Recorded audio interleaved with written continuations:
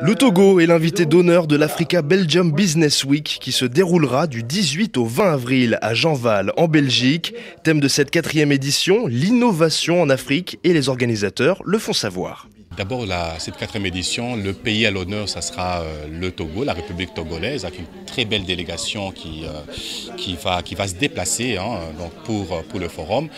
Délégation qui sera conduite par son Excellence le Premier ministre Classou, avec plusieurs ministres avec des attributions très intéressantes comme l'énergie, l'agriculture, le tourisme, le commerce, les télécoms également. Alors le choix du Togo parce que nous voulons absolument promouvoir des pays qui offrent un cadre d'investissement et un cadre d'affaires relativement épanouissant pour notre communauté de femmes et d'hommes d'affaires. Il y a une remarquable stabilité politique et sociale dans ce pays qui est quand même le fruit d'une vision très claire.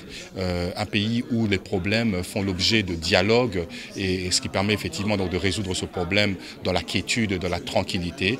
Et voilà ce qu'a à offrir le Togo. Donc, mais vraiment un cadre stable, un cadre épanouissant d'affaires. Et nous voulions offrir ce pays finalement en quelque sorte à notre communauté de femmes et d'hommes d'affaires qui par ailleurs adhèrent énormément puisqu'il y a un gros intérêt pour le Togo. Ce forum économique orienté B2B rassemblera des chefs d'entreprise, des décideurs politiques, des chefs de gouvernement venant d'Europe, d'Afrique et du reste du monde. L'ambassadeur du Togo, proche du Benelux, se réjouit de cette importante opportunité d'affaires pour son pays.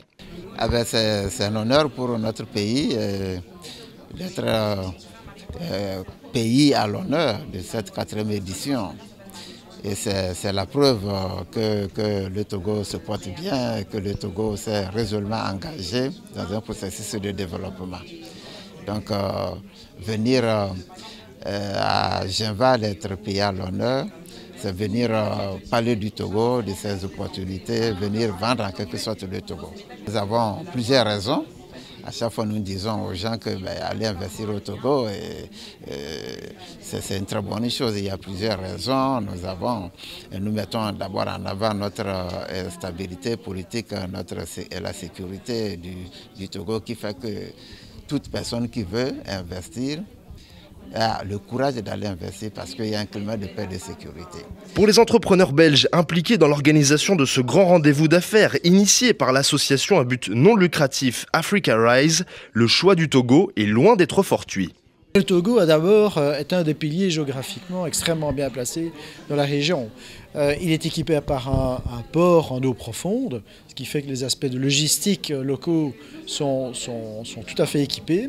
Vous avez également un aéroport qui permet de rayonner sur l'ensemble de la région. Et donc le logo, de par sa stabilité, sa position géographique, mais aussi une volonté économique et politique de développer ce pays, est en fait un pilier extrêmement intéressant sur le plan géographique. Qui plus est, au niveau linguistique, pour nous les Belges, le français est de rigueur.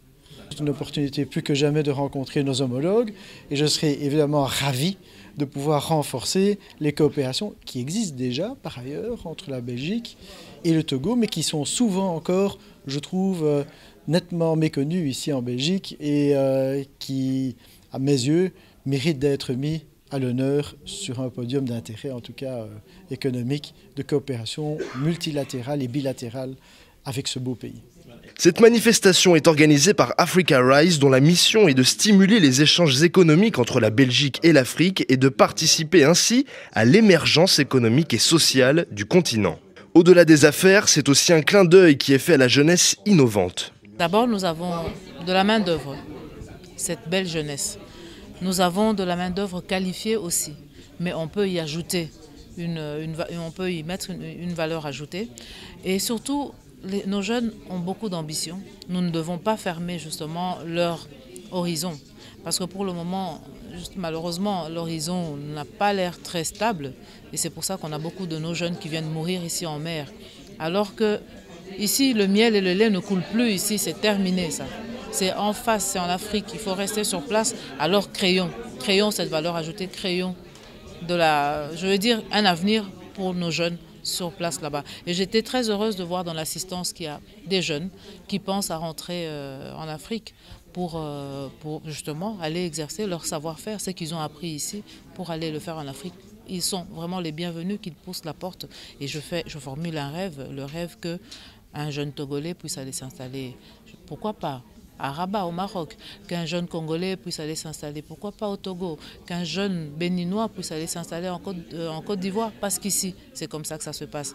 Le rêve de l'Union africaine peut justement, à un moment donné, du panafricanisme, peut à un moment donné devenir réalité.